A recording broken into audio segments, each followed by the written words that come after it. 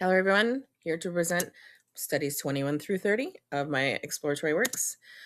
Study 21 is it's based on a Salvador Dali image I had seen earlier this week of just like lines flowing, and I was like, "Oh, that's really fun. I kind of want to mess around with that."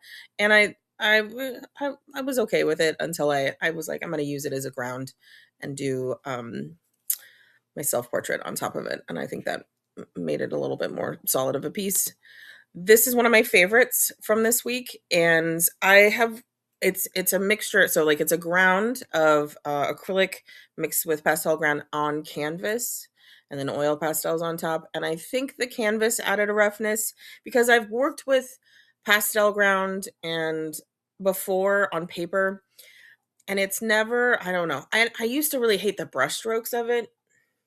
I'm starting to lean into them. So I'm starting to jive with like the roughness, and it's not necessarily something I'm it's not my strong suit. It's new to me. And this one really forced me to stay rough. I think the canvas added to that. And so I want to continue to explore this. I'm going to get rougher with my substrate. I'm going to try sand as creating a ground and see what happens with that. I'm kind of excited. This was fluid acrylic on Yupo. Fluid acrylic was well suited to Yupo. I've used neither of these before. I've never used fluid acrylic. I've never used Yupo. And I was trying it out for the first time. I'd like to try Yupo again in a more like a medium that's not quite so well suited to it way. And I wish I could take probably like the last 5 brush strokes out of this, but otherwise it was an interesting experience.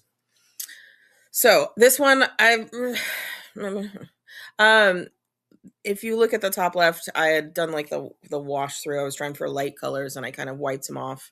And then I went in and I added on top of it. And I was trying to see if I could increase the glow. But what I did is I made the top images too large and it's not it. And now I want to try it inversed, where I go darker in the background with the shapes already there and then the lighter on top. We'll see. This one, so I've been talking a lot about how Georgia O'Keeffe is my artistic soulmate, and I spent a lot of time like looking at her work this week just because I love to look at her work. And I was inspired by one of her charcoals, and I was like, yeah, charcoal. I haven't worked with charcoal since college regularly, so I should really mess around with that. And so I did this portrait of her, and I think I got a little too tight with it. I wish I'd loosened up a little bit, but afterwards working with the abstraction on the right and like kind of trying to mirror the folds of her wrinkles and all that kind of stuff within the abstraction, I think that was a better move on my part. So fluid acrylics, I've never had them before, and I was like, what am I going to do with this thing, like what should I mess around with? And I was like, maybe if I drip it and I try and create like something, not like I've seen fluid acrylics used a lot and just like having things kind of move around, but I was like, well, I mean, I'll try into something more direct with it. And then I was loath to use a tool. I don't know why. And then I was like, this is kind of meh. And so I stood it up and I watched it drip and I was like, that's cool. And then I did it again and I did too much paint on it the second time. And it was like only afterwards that I was like, oh, this is kind of what I see people do with fluid acrylics all the time. This is a little too basic. In the moment, it felt organic. Afterwards, I was like, okay, it was something. It was cool. I went back to thinking about Georgia, and there was this piece, and I drew her out, and I kept it a lot looser. The last one I tried to make look like her. This one I didn't make any attempts at that at all. Just kind of loosely sketched it out. But I was going to do this like shadowy, larger figure where I was starting to think about like doing abstractions, maybe even references to her own work within that. And then I did this shadowy outline, and I liked it as it was, so I left it. Sticking with charcoal for another minute, I was like, okay, time to do, not like in reference to Georgia, like let's talk about, myself. And so this was based on like a quick picture I took of myself. And then I did the shoulders out and think about how wide I was getting with them. And I didn't think about the scale of anything. And I just played with trying to keep my abstraction kind of asymmetrical. And yes, I ended up with an avocado in the middle of my chest. I didn't really mean to do that, but I did. And it was only when I stopped and I stood back from it that I was like, oh, the scale of it is off. Like the body is so much larger than the head. And I was like, I like it. I liked that. And I know I didn't invent that organically. A lot of people have done that over the years. Um, but I was like, I'm gonna play with that. And so the next day I kind of sat down and was like, oversized body, little head.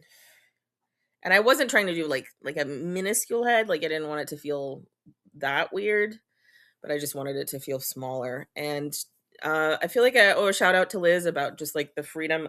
Like I loved the feet on your global warming piece, and so like I think that was kind of what led me to this one, and just being, no reference, just my head and feeling loose about how the forms went. And I really enjoy this. I could see myself doing a lot of these. I might lean into this in my exploratory work from this point on.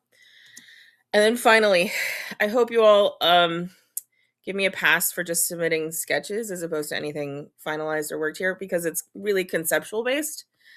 And I was really excited about it. I want to share and get feedback on the idea of it. It was like the last piece, like being this, I didn't have a face. I was thinking about that. Like, why didn't I even attempt to include a face or nipples or anything? Like, I just went very plain. And it was like, it was a sense of like emptiness that I got from it. And my brain did some connecting, and I thought of these Benihana Buddha cups, which are what they are. And it was like, it kind of manifested in my head as this almost like a vessel, like a almost tiki kind of vessel, but not really.